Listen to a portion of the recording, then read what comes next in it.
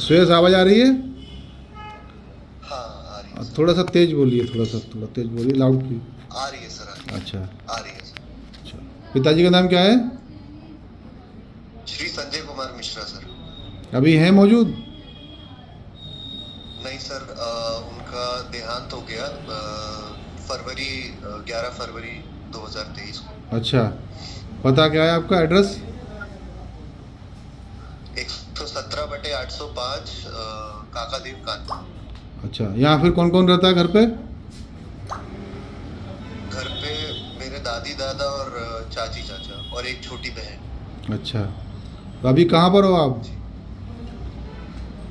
अभी मैं जर्मनी में हूँ, अपनी मास्टर्स कर रहा हूँ। जर्मनी में क्या कर रहे हैं, पढ़ाई कर रहे हैं, क्या कर रहे हैं? जी जी, मैं अपना मास्टर्स कर रहा हूँ अच्छा, तो डिजिटलाइजेशन इनोवेशन से। ठीक जी, है। तो ये जर्मन गवर्नमेंट यूनिवर्सिटी। हाँ, ऋचा सचदेवा को आप जानते हैं? जी सर, जानता हूँ। हाँ, उन्होंने एक मुकदमा लिखा है यहाँ पर, थाना काकादेव में, आपके विरुद्ध। ठीक है, अच्छा सर। गंभीर अपराधों जी में सर। मुकदमा दर्ज कराया है उन्होंने, आपको जानकारी है? जी सर। हाँ, क्या संबंध थे आपके उनसे? सर, कैसे पहचान, पूरी पूरी बात बताइए, कैसे पहचान उनकी उनसे हुई आपकी? ठीक है। जी सर। हाँ। जी सर। मैं पहले तो 2012 में वीरेंद्र रूप से स्वराज इंडिया आया, और करीब 2013 में मैं बास्केटबॉल खेलता था, तो ये किसी बहाने से मेरे से बातचीत करती थी स्कूल में।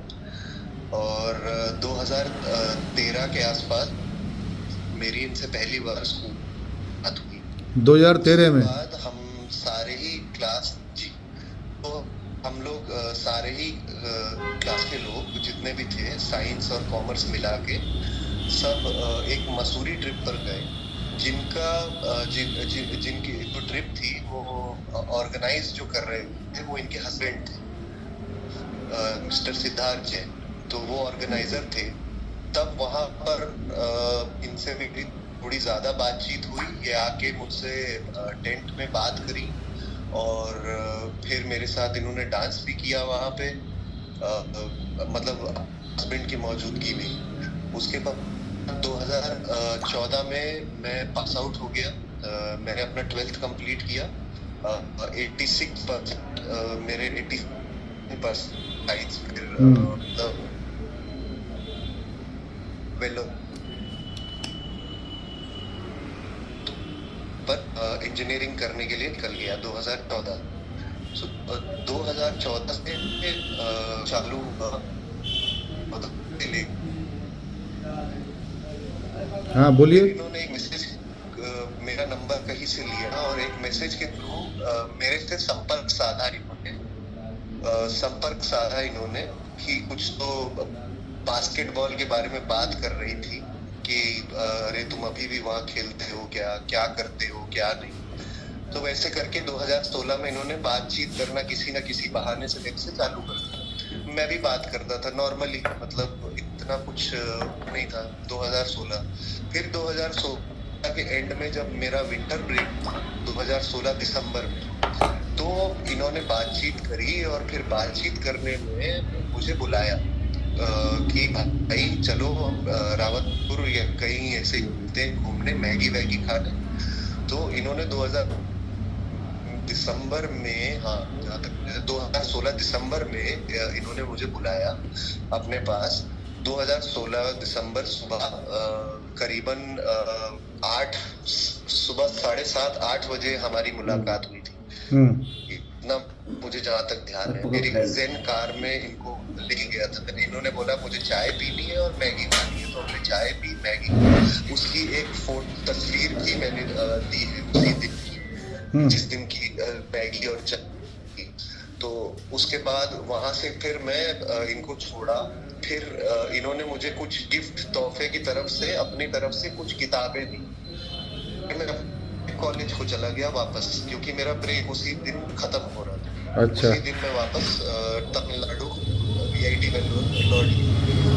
तो वहां पर जब मैं पहुंचा तो इन्होंने कॉन्स्टेंटली मुझे मैसेज करने चालू कर दिए कि मतलब इतना एज गैप इतना कोई मैटर नहीं करता, I have a crush on you, और कैसे मैं तुमको पसंद करती हूँ, और ऐसे वैसे करके ऐसे ही 2-3 महीने तक लगातार कम से कम मुझे फोन करती रही। कई बार तो मैंने अपना व्हाट्सएप भी डिलीट करने की कोशिश करी, लेकिन फिर भी फोन या मैसेज किसी दूसरे नंबर से।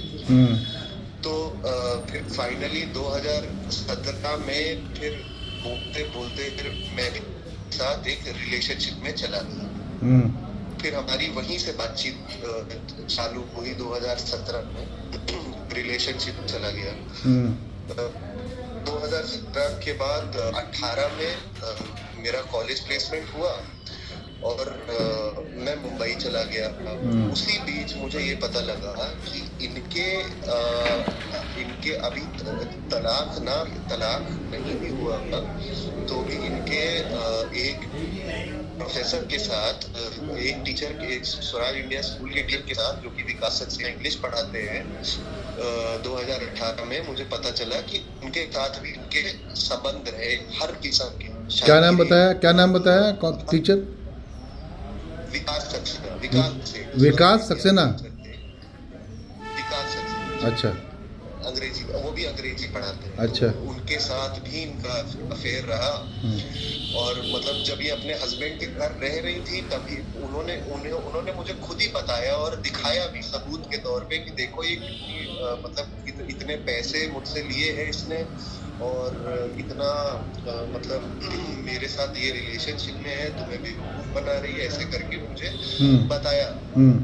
फिर मुझे पता चला कि एक मेरा बास्केटबॉल का ही साथी जो कि मतलब IIT कानपुर में उस समय पढ़ रहा था, मेरे ही साथ था, ये उनसे भी मिलने जाया करती थी, उनके साथ भी रिलेशनशिप में थी। और उसी समय इनका सिद्धार्थ चतुर्वेदी जो कि पता नहीं कुछ तो पत्रकारिता करते हैं, कुछ तो करते हैं, उनके साथ भी इनका संबंध चल रहा है आपसी, शारीरिक, हर तरीके से।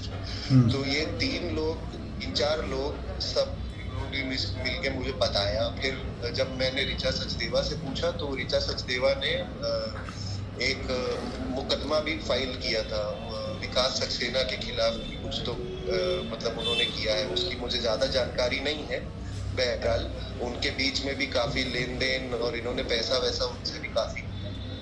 फिर 2018 में जब ऐसी बात हुई तो फिर मुझे बहलाया फुसलाया कि नहीं सब झूठ बोल रहे हैं, मैं बेचारी हूँ, सिद्धार्थ जैन के घर वाले मुझे निकाल दिए, मुझे मारते थे, और ये कुछ बिहारी झूठ बोल रहा है, जबकि सब कुछ सच था। मुझे बहला फुसला के कि अब नहीं होगा करके फिर से ये मेरे साथ रिलेशनशिप में मुझे रहने पे ठीक कर दिया। उसके बाद जब जैसे जैसे आगे रिलेशनशिप बढ़ता चला गया तो फिर मुझे इनकी रिलेशनशिप की मतलब हकीकत पता चली, क्योंकि मैं तो मुंबई में रहता था और ये यहाँ रहती थी, तो मुझे ज्यादा इतनी कोई जानकारी नहीं रहती थी कि ये मेरे पीठ पीछे क्या कर रही है। तो फिर ये मुंबई भी आई मेरे पास अक्टूबर 2018 में आई, जून 2019 और दिसंबर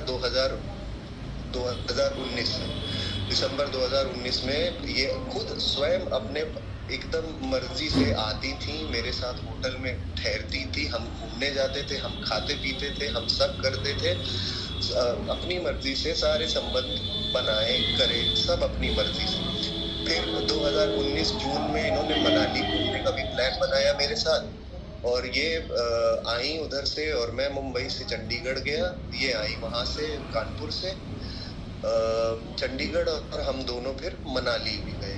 हम लोग मतलब साथ में ही, मतलब सब मेरे से बोला कि होटल के पैसे दो, और मतलब फिर खुद ही टिकट कराया, क्या करे, मतलब ऐसे सब आपसे में ही संबंधित था सर।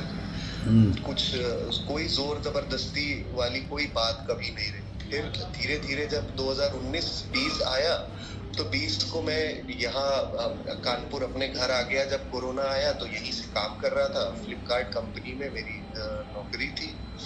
उसके बाद तो मुझे पता चला कि ये धीरे धीरे मुझसे पैसे भी मांग रही है कि मतलब बड़े बड़े अमाउंट, कैश कैश दो, मतलब इंसिस्ट करती थी कि कैश दो। जब मैंने ये देखा तो मैंने कोशिश करी कि मैं कम से कम ऐप के थ्रू करूं, क्योंकि कैश में निकालता नहीं था। तो जैसे ही मैं ऐप के थ्रू 5,000 भेजा, 4,000, 2,500, 2,000 जैसे भी भेजा, ये हमेशा वापस कर देती और कहती कि नहीं नहीं कैश दो, मुझे कैश में ही ज़रूरत लगेगी, ऐसे कहती थी। तो उसके बाद से फिर 2020-21 से मुझे समझ में आने लगा धीरे धीरे कि क्या माजरा है। तो मैंने अपने आप को इनसे दूर करना चाहा। तो जो दूर जब भी मैं दूर करता, ये किसी स्टूडेंट के थ्रू नहीं तो किसी टीचर के थ्रू, ये मुझे मैसेज करवाती धमकी भरे कि अगर तुमने इनको छोड़ा तो ठीक नहीं होगा।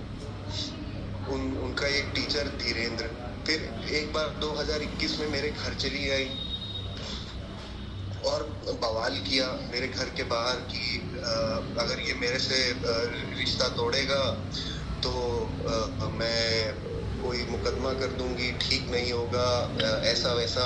फिर मेरी चाची इनको समझाने लगी, लेकिन समझाने के बावजूद ये बाहर निकल के मोहल्ले में खूब इन्होंने नाटक किया और फिर वापस चली गई। उसके बाद मुझे ये धमकाती रही और ये बोलती रही कि भाई तुम रिलेशनशिप में अगर नहीं रहोगे तो मैं तुम्हारे ऊपर मुकदमा करूंगी। और ये खुद मैसेज नहीं करती थी, ये किसी स्टूडेंट के थ्रू करवाती थी।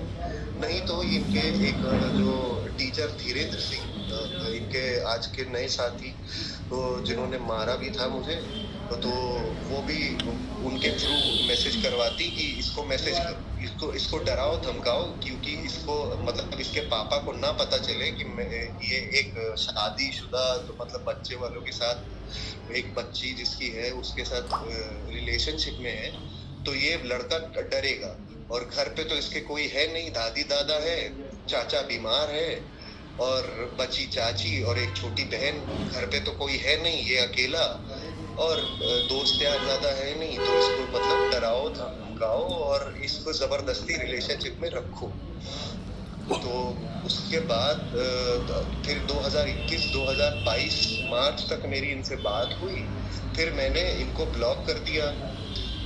तो उसके बाद ऑन एंड ऑफ थोड़ी बहुत बातचीत इधर उधर हो जाती, लेकिन इनको फिर इन्होंने जैसे ही देखा कि मेरा निकलने का समय मतलब करीब आ रहा है कंट्री से, मेरा एडमिशन हो गया है जर्मनी के एक बहुत टॉप इंस्टीट्यूट में, और वहाँ तक निकलना चाह रहा था, वो इन्फॉर्मेशन इन्होंने मुझसे निकलवाई। तो फिर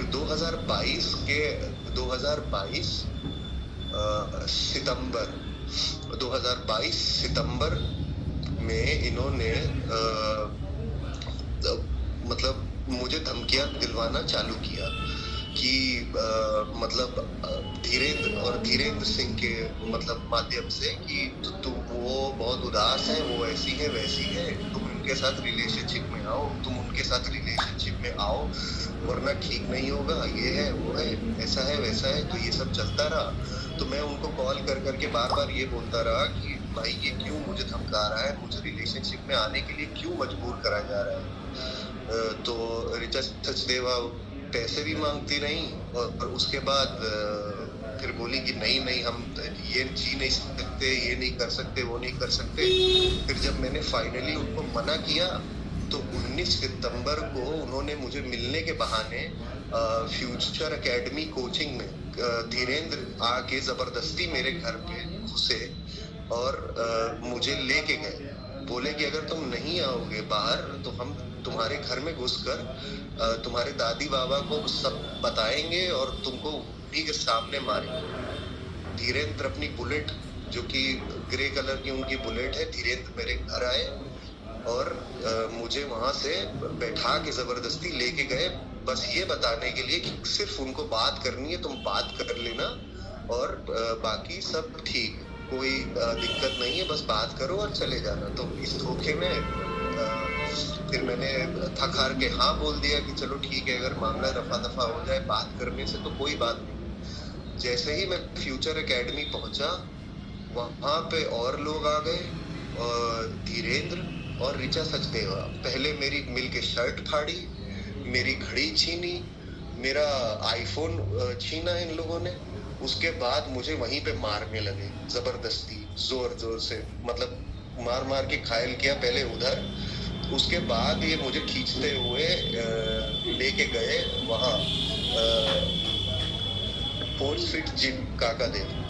4 फीट जिम, वहाँ 4 फीट। खींच के ले फोर्स फिट जिम लेके गए थे काका देव में। और फिर वहाँ सबके सामने ऋचा सचदेवा चिल्ला चिल्ला के कि मैं इस लड़के के साथ 2017 से रिलेशनशिप में हूँ और फलाना ठिकाना, इसकी औकात कैसे है मुझे छोड़ के जाने की।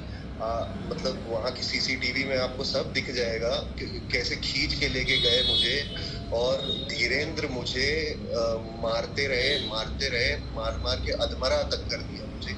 मेरे नाक से खून बहा और मतलब सब कुछ हुआ, इतना मारा मुझे। उसके बाद फिर ये जाके मुकदमा भी लिखा दिया, मतलब मेरे खिलाफ, इतना मारने के बावजूद झूठा मुकदमा। और झूठे मुकदमे देने की धमकी तो इन्होंने बहुत मुझे दी, लेकिन अपने घर परिवार की इज्जत और अपने पापा की इज्जत की वजह से मैं चुप रहा। फिर ये सब मुकदमा होने के बाद ये मेरे पापा को प्रताड़ित करते रहे, उनको धमकाया। फूलपुर गया इसका भाई ऋषि सचदेवा, फूलपुर गए बकायदे, इसको इलाहाबाद से होके फूलपुर गए, बकायदे धमकी दी और बकायदे वहां पर घर जाके गाली गलौज करके आए। उसके बाद ये फिर इतना उत्पीड़न, पापा को फोन करके बार बार बोलना। फिर पापा ने किसी तरीके से ये 5 या 6 लाख की कुछ इन्होंने डिमांड रखी, तो पापा ने किसी तरीके से कहीं से जोड़ जाड़ के इनको कुछ तकरीबन 3 लाख रुपए इनको पकड़ाए कि हम समझौता कर लेंगे, ऐसी बात करनी, तो एकदम बहला फुसला के कि हम समझौता कर लेंगे। लेकिन फिर भी समझौता से मुकर गए, 3 लाख रुपए भी ले लिए और फिर समझौता भी नहीं किया और कैश लेने से भी मुकर गए।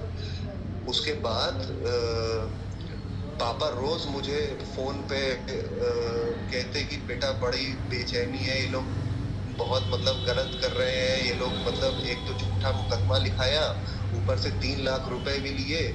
मेरे दिमाग पे बहुत प्रेशर है, मेरा मतलब इतना दर्द है। अब धमकी दे रही है कि ये कर दूंगी, वो कर दूंगी। उसका भाई घर पे धमकी दे के जाता है, मतलब अंतोगत्ता उनको मतलब हार्ट अटैक आया और उनकी वही मृत्यु हो गई इन सब कारणों से।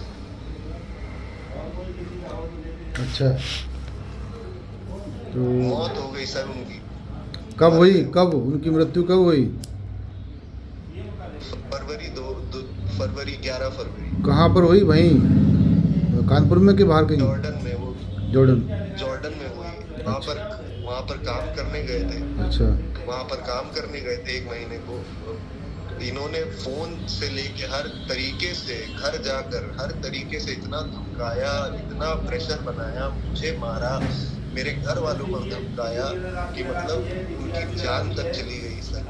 अब मुझे ये बताइए, आपने कुछ अपने जो अंकल हैं उनके थ्रू कुछ चीज़ें भिजवाई थी यहाँ पर, पेन ड्राइव भिजवाई थी आपने, कुछ आपने व्हाट्सएप भी भिजवाए थे जो आपकी चैटिंग के थे? मैंने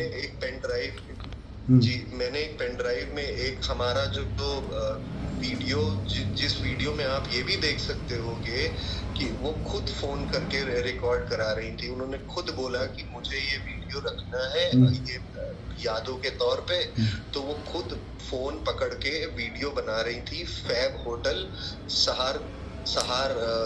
सहार स्ट्रीट, फैब होटल मरोल नाका के पास मुंबई का है वो। अच्छा, जो मैंने आपको प्रोवाइड कराया ताकि आप ये देख सकें कि उसमें कोई जोर जबरदस्ती नहीं और कोई मैं वीडियो नहीं, वो खुद हाथ में पकड़ के कैमरा सेल्फी मोड में वो खुद वीडियो बना रही है सर जी। नहीं, उन्होंने आरोप लगाया है कि आपने जो है कुछ उनको पिला के जो है कुछ उनकी वीडियो बनाई, उसके बाद फिर वो आपने दुरुपयोग किया उसका। उसके बाद संबंध बनाने शुरू कर दिए आपने, क्या था ये? ऐसा ऐसा ऐसा कुछ नहीं है सर। कभी मैं एक तो उनकी कोचिंग गया नहीं कि मतलब उनसे मैं कोई पढ़ता था या मतलब उनसे कुछ पढ़ता था। मैं इंजीनियरिंग कर रहा था और उनसे उनकी पढ़ाई से मेरा कोई लेना देना ही नहीं था। ये 2017 से मेरे साथ एकदम सहमति से रिलेशनशिप में है। और सहमति छोड़िए सर, ये मतलब अपनी उम्र तक मुझे झूठ बताई कि मतलब मेरी उम्र ये नहीं है, मेरी बहुत जल्दी शादी हो गई थी। मुझे उम्र तक झूठ बता के कि मैं इतनी प्रताड़ित हूँ। तो मेरे साथ ये खुद रिलेशनशिप में आई सर। नहीं तो इनका आना जाना था आपके घर में? मेरे आप जाते थे इनके घर में? 2000 जी, मैं ये मुझे भी बुलाती थी अपने घर कि आ जाओ, घर पे कोई नहीं है, ऐसे करके कुछ ऐसा करेंगे वैसा करेंगे। और फिर मेरे घर पे ये बिना बुलाए खुद भी चली जाती थी। क्यों? इनकी तो लड़की है, 2017 इनकी लड़की भी है ना? एक बेटी है जिसकी उम्र 14 साल है। हाँ, तो इनके साथ में रहती है वो? 14 साल की एक बेटी, वो इनके साथ में भी रहती है। जब इनके घर में आप जाते थे, जब इनके घर में जाते थे आप, तो क्या लड़की नहीं मिलती थी? कोई और नहीं मिलता था वहाँ घर में? नहीं नहीं क्यों? नहीं सर, अकेले होती आपने ही पूछा तो था कभी? आपने पूछा कभी कि जो आपको जानकारी हो गई थी कि लड़की है या माँ है, वो कहाँ है?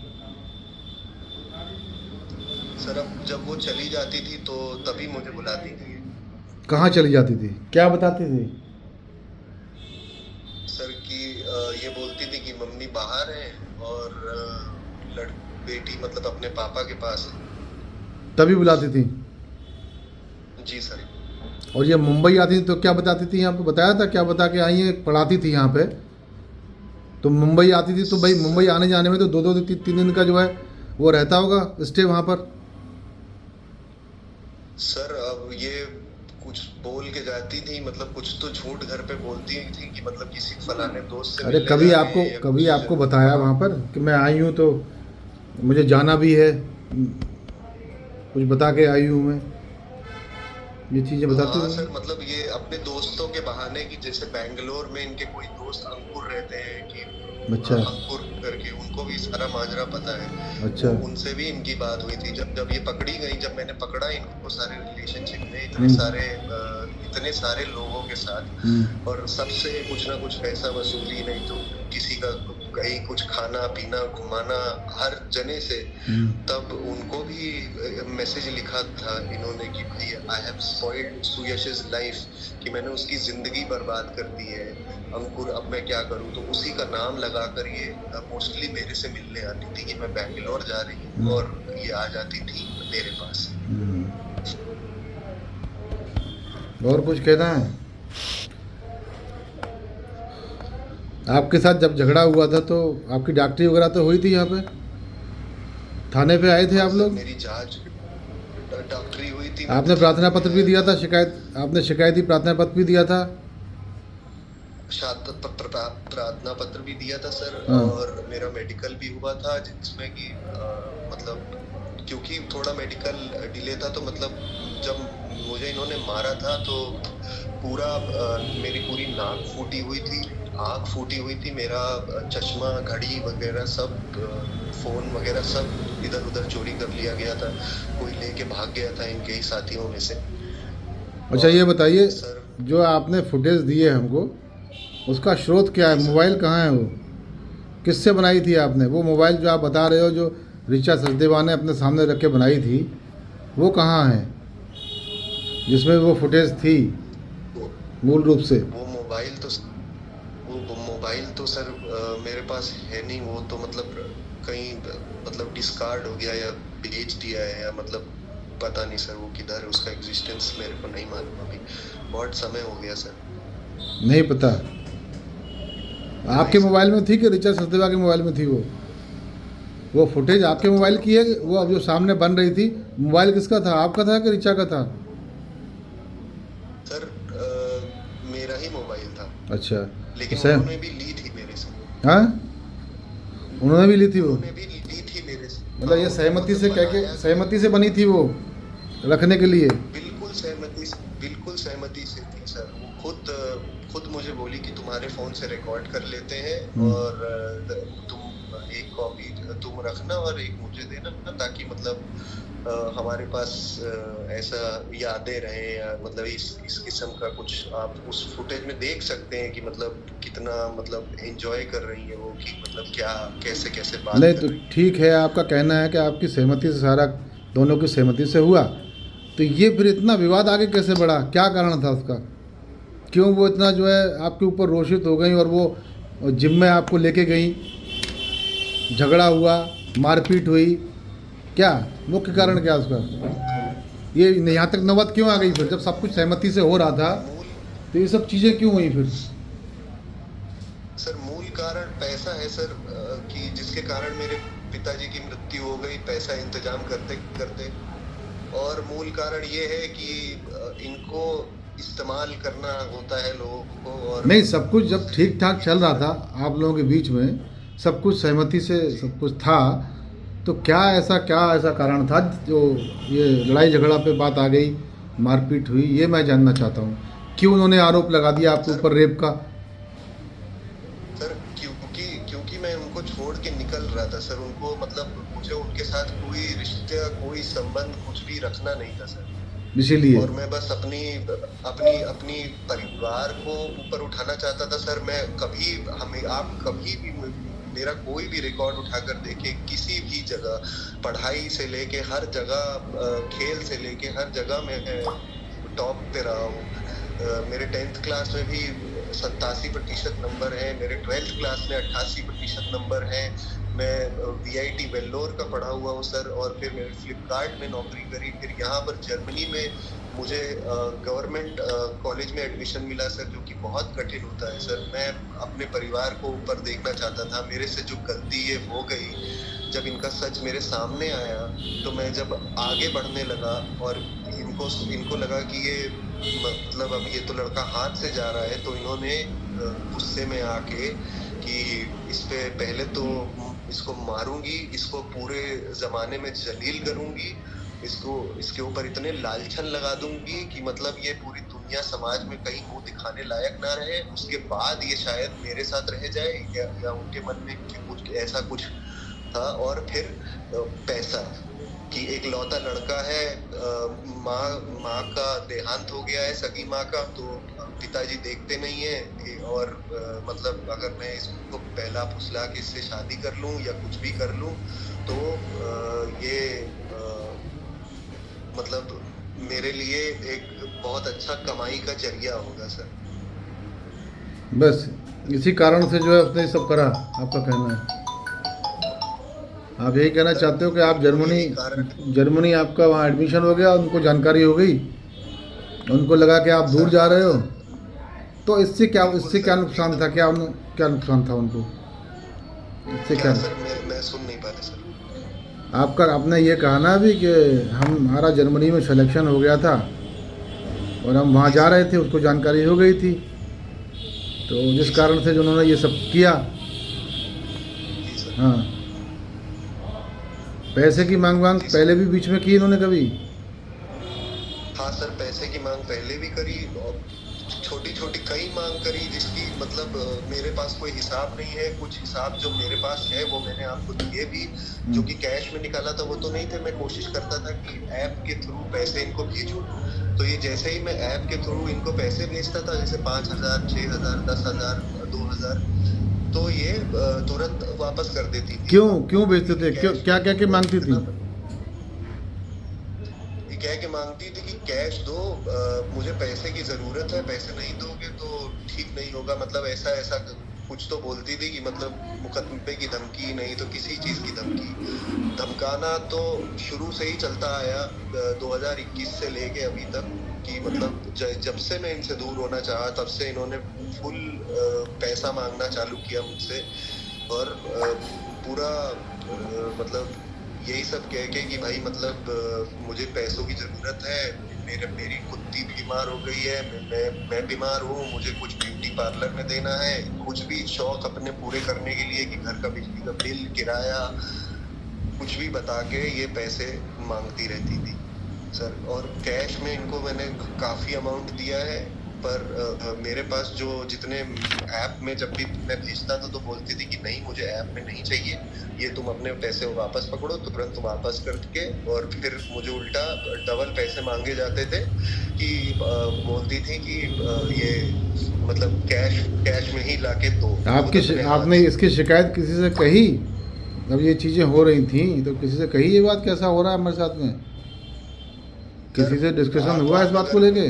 मैं सर मैं खुद पे ही इतना शर्मिंदा था कि मैं इस जाल में खुद इतना फंसता चला गया कि मैं ऐसे लोगों के हाथ लग गया कि मैं सर किसी से, मेरे अपने पापा से तक बोलने की हिम्मत नहीं हुई सर कि मतलब ऐसा ऐसा मेरे साथ हो रहा है। मैं बस वहाँ से किसी तरह से निकल जाना चाहता था सर कि मतलब मेरा पीछा छूट जाए इनसे किसी भी तरह। इतना प्रताड़ित किया कि मतलब इनकी माँ ने ये और इनके भाई ने भी मुझे कई बार धमकियां दी हैं सर, मारा तक है इनके भाई और इनकी माँ ने।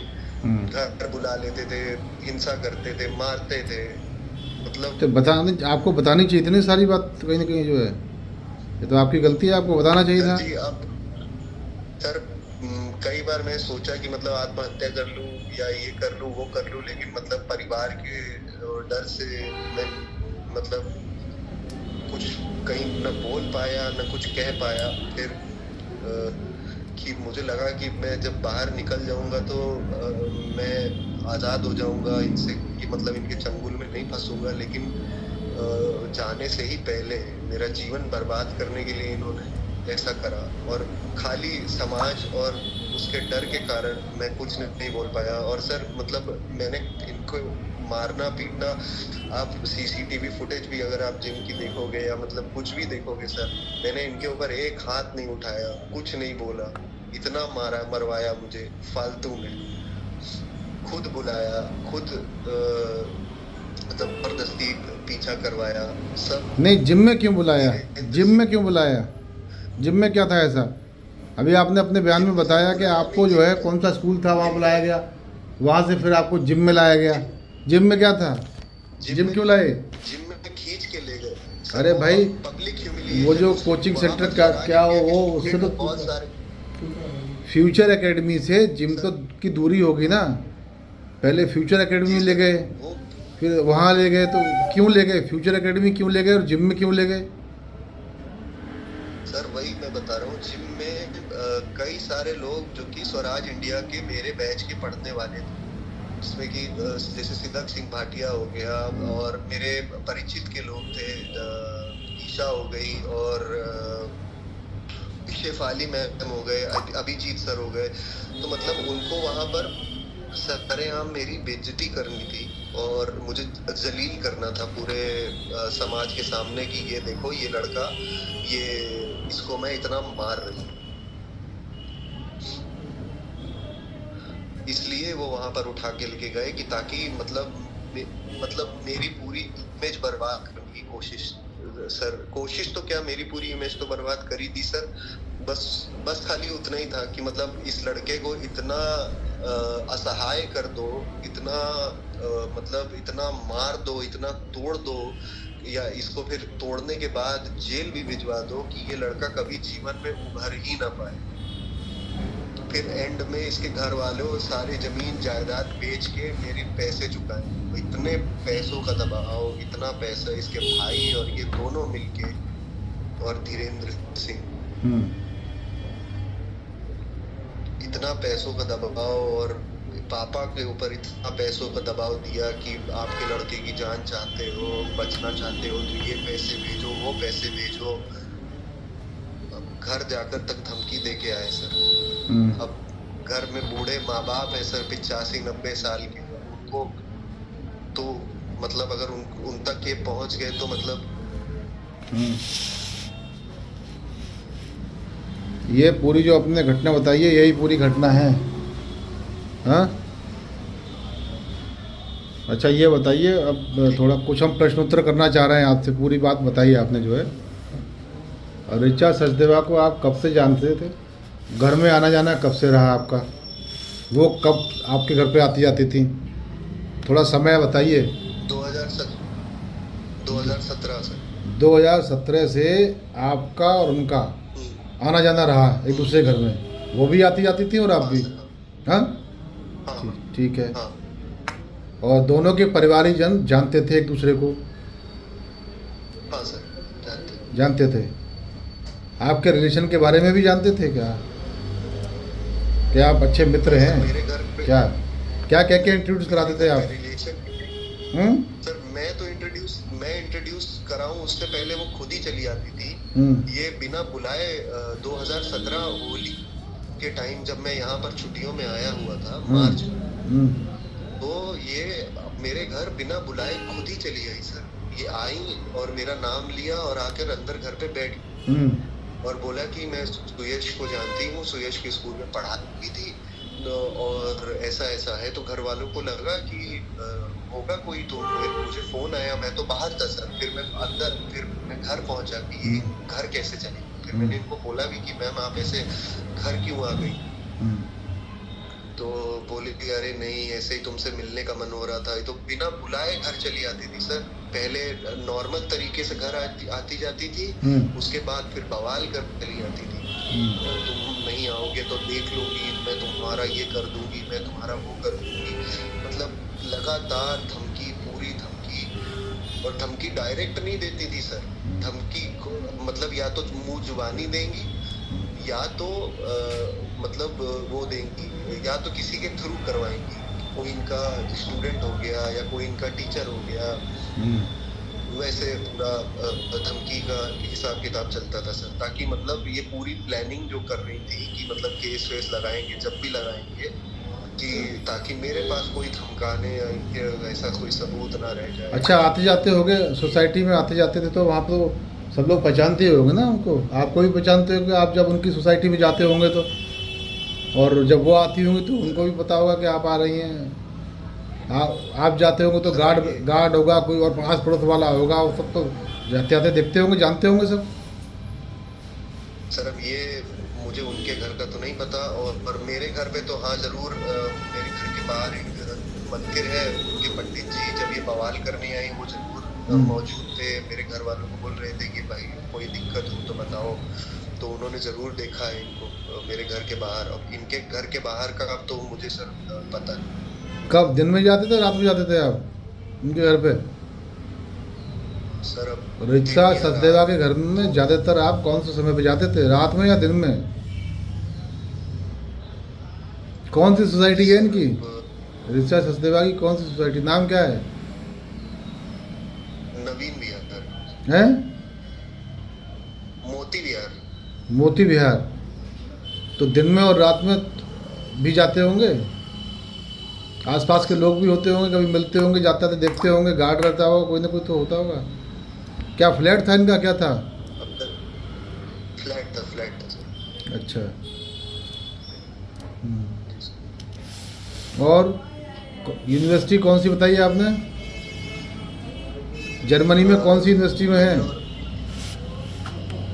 सर हॉक्सशुले। स्पेलिंग बताओ। HOCHSCHULE। दोबारा बोलो। HOC HOCH S SHSCHSCHULE। यार गड़बड़ कर रहे हो, सही से बता नहीं पा रहे हो। देखो आपने बताया हॉक, HOC हॉक हो गया, HOCH। अच्छा, हाँ हाँ। SCHULE।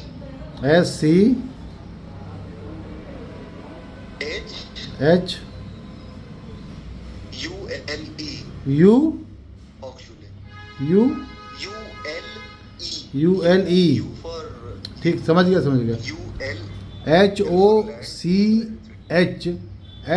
HOCHSCHULE। ठीक, ठीक है, यूनिवर्सिटी है ये। जी सर। हाँ, हाँ जी सर। अच्छा। क्या पढ़ रहे हो वहाँ पे? सर यहाँ पे मैं मास्टर्स कर रहा हूँ डिजिटलाइजेशन इनोवेशन।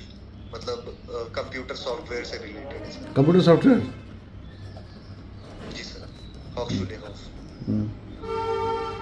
अच्छा, कितने साल का कोर्स है ये, क्या है? सर 2 साल का कोर्स है सर। वहाँ कहाँ रह रहे हो? सर म्यूंसबर्ग एक जगह है हॉफ के पास। क्या? हॉफ हॉफ हॉफ सर, हॉफ HOF हॉफ। HOF हॉफ के पास वहाँ रह रहे हो किराए पे या हॉस्टल में? जी सर जी सर, वही हॉस्टल है, किराए पे हॉस्टल। अच्छा,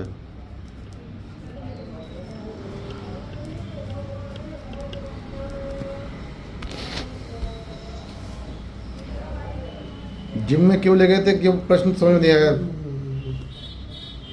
अंकुर का मोबाइल नंबर है कुछ पता? जो बेंगलोर का उनका मित्र था अंकुर का, अंकुर।